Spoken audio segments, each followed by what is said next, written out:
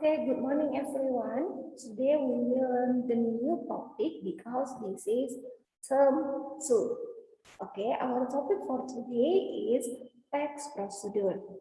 I will speak bahasa to explain about this material.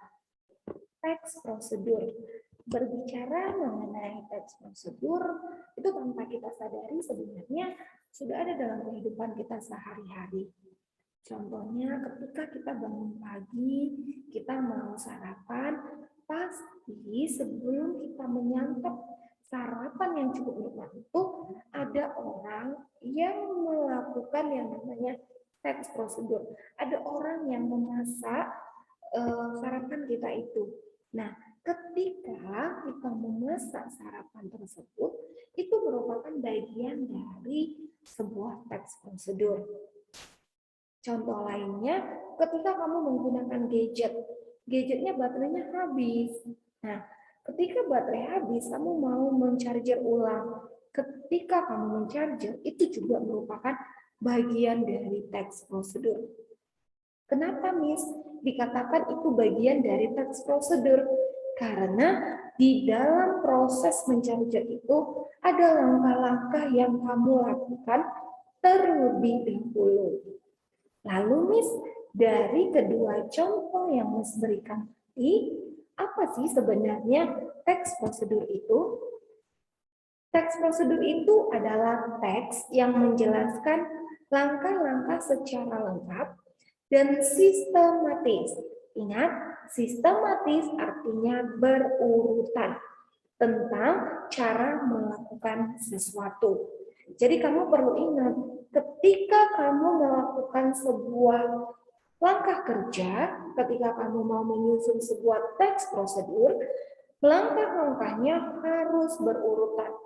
Tidak boleh acak. Yang harusnya tahap kelima kamu jadikan tahap yang pertama. Yang tahap pertama kamu jadikan tahap yang ketiga. Itu tidak boleh di dalam teks prosedur.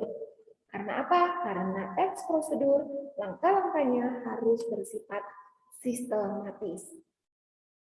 Nah, Miss, ada nggak ciri-ciri dari teks prosedur? Ada 3 cirinya. Yang pertama itu adalah kalimat perintah, yang kedua kalimat saran, dan yang ketiga kalimat larangan. Kita akan bahas masing-masing apa itu kalimat perintah, apa itu kalimat saran, dan apa itu kalimat larangan. Kalimat perintah, nah namanya juga kalimat perintah. Berarti ada sesuatu yang harus kamu lakukan berdasarkan perintah seseorang. Kalimat perintah ini sering sekali kita gunakan dalam kehidupan kita. Misalnya, Mama menyuruh kamu membuka pintu. Nah, di sana Mama juga sudah menggunakan yang namanya kalimat perintah. Miss Dancer kasih kamu project, kasih kamu drilling, kasih kamu bahan untuk kamu baca. Di sana, Miss Dancer juga menggunakan yang namanya kalimat perintah.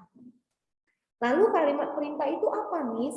Kalimat perintah adalah kalimat yang mengandung makna memerintah atau meminta seseorang untuk melakukan sesuatu sesuai dengan apa yang diinginkan oleh penutur atau penulisnya.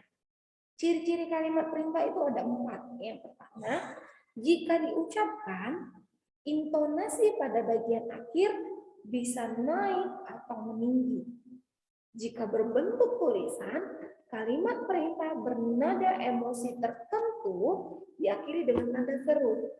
Jika berupa perintah netral, kalimat perintah cukup diakhiri dengan tanda titik.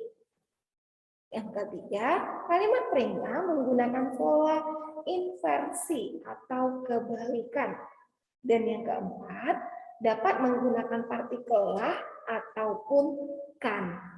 Ya, ada 2 partikel yang digunakan dalam kalimat perintah, lah ataupun kan. Ambillah, tuliskan, bacalah. Nah, itu bagian dari partikel di dalam kalimat perintah. Ada 2 jenis kalimat perintah. Yang pertama, kalimat perintah biasa, dan yang kedua kalimat perintah ajakan. Kalimat perintah biasa itu adalah kalimat yang isinya secara langsung menyuruh seseorang untuk melakukan sesuatu. Sedangkan kalimat perintah ajakan adalah kalimat yang mengandung perintah dengan cara mengajak seseorang untuk melakukan sesuatu.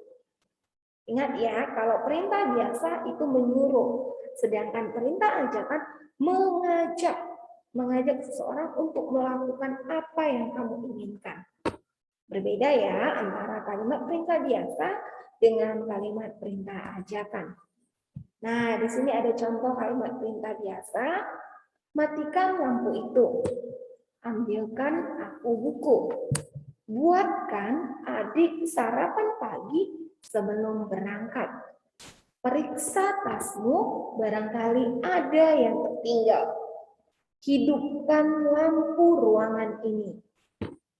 Itu dia contoh dari kalimat perintah biasa. Lalu bagaimana dengan kalimat perintah ajakan? Nah, ingat, di kalimat perintah ajakan ada dua kata yang sering sekali digunakan. Namanya juga mengajak, berarti ada kata kuncinya.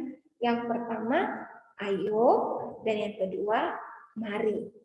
Ayo bersihkan ruangan belajar kita. Mari kita berangkat. Nah, jadi jelas ya perbedaan antara kalimat perintah biasa dengan kalimat perintah ajakan.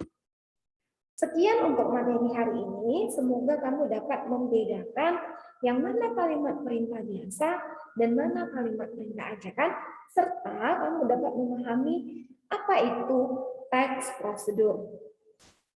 Selanjutnya, kita akan membahas materi ini secara bersama melalui WhatsApp group. Apabila ada pertanyaan yang ingin kamu tanyakan, kamu dapat menyampaikannya melalui WhatsApp group. Sekian untuk hari ini, selamat pagi.